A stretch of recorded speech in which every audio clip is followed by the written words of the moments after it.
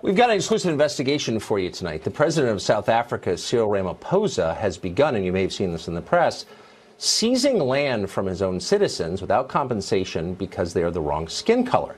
That is literally the definition of racism. Racism is what our elites say they dislike most. Donald Trump is a racist, they say. But they paid no attention to this at all.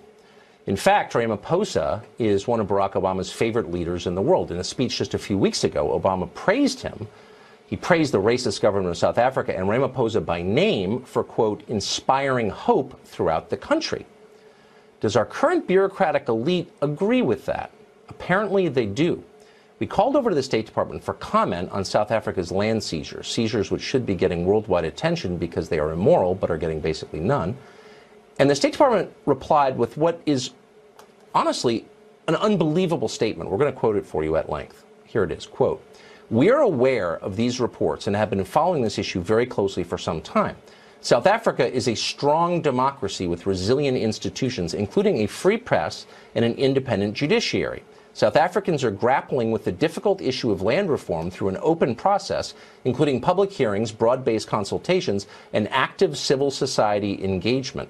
President Ramaphosa has pledged that the land reform process will follow the rule of law and its implementation will not adversely affect economic growth, agricultural production, or food security." End quote. State Department did not mention that by following the rule of law, he has changed the country's constitution to make it possible to steal land from people because they are the wrong skin color. In other words, nothing to see here, says Mike Pompeo's State Department. It's totally okay for South Africa to steal property for racist reasons because they are, quote, a strong democracy and held, quote, public hearings. Criminals, take note, find a buddy, start robbing State Department employees on their way to work. By their logic, as long as you outnumber them, they'll be okay with getting robbed because it's democracy. Marion Tupy is from South Africa. He spent a lot of time studying that country and the region. He now works at the Center for Global Liberty and Prosperity at the Cato Institute. We talked to him about this recently. Here's our conversation. I thought the whole point of the new South Africa, and the reason the rest of us were excited to see it in 1994 take shape, is because it rejected racial discrimination. And yet the government is now embracing it. Or am I missing something? No. In a free and civilized society, we don't take people's stuff on the basis of the color of their skin.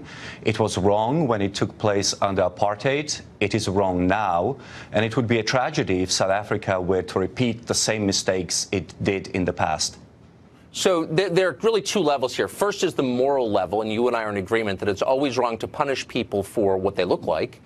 But second is the effect that it will have. We saw something similar to this happen in neighboring Zimbabwe. What happened when land was seized there on the basis of skin color? 18 years ago, the governing party of Zimbabwe, ZANU-PF, was threatened with electoral loss. And in order to shore up its support amongst the electorate, it decided to expropriate the farmers of Zimbabwe. What that led to, aside from horrific violence, was a total economic collapse of the country. Half a century of economic growth was wiped out in Zimbabwe as a result of this particular policy. The country experienced hyperinflation and had to abandon its currency. The country's unemployment rate was roughly 90%. Life expectancy plummeted. Child mortality increased. And, of course, the agricultural production has collapsed and hunger ensued. So the Western media, particularly the media of the United States, has resolutely ignored this. This didn't just happen today. This has been unfolding over a period of years. The Trump administration has not weighed in on this. How should the U.S. administration respond to this human rights tragedy that we're watching unfold? Well, the first thing that needs to be made clear is to denounce the policy. The administration needs to make it very clear that it is both immoral, because it targets a specific group of people, and I thought we were beyond that. And secondly, that it would be economically destructive. So we need to make it very clear where we stand. Secondly, South African government needs to be aware that the law, the African Growth and Opportunity Act, under which South Africa trades with the United States requires the President of the United States to expel countries from AGOA that do not respect property rights and due process. So South African government needs to be aware that if it changes the constitution and legalizes what is essentially theft of private property, it will be kicked out of AGOA, and further negative economic consequences will ensue. Why would former President Barack Obama, just several weeks ago, publicly praise a racist like Cyril Ramaphosa? Why would he do that? A lot of people hope that Cyril Ramaphosa is playing some sort of a three-dimensional chess, that he's just trying to appease the far left of his political party and the far left in the country. But that ultimately he doesn't really believe in what he explicitly says he believes.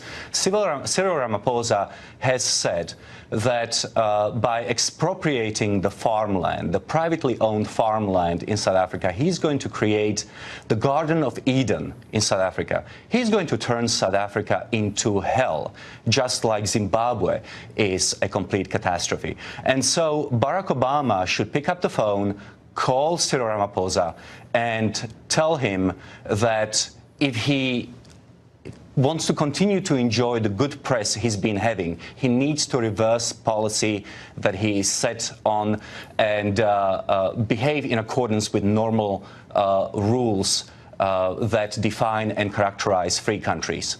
Yeah, I wish he'd said that in public when he had the chance, but of course he didn't, being a coward. Marion, thank you very much for your deep knowledge on this subject. I appreciate it. My pleasure. So that's a tragedy. You just heard that. Keep in mind, our State Department right now supports race-based land seizures. We hope that policy changes. We'll be keeping abreast of it, obviously.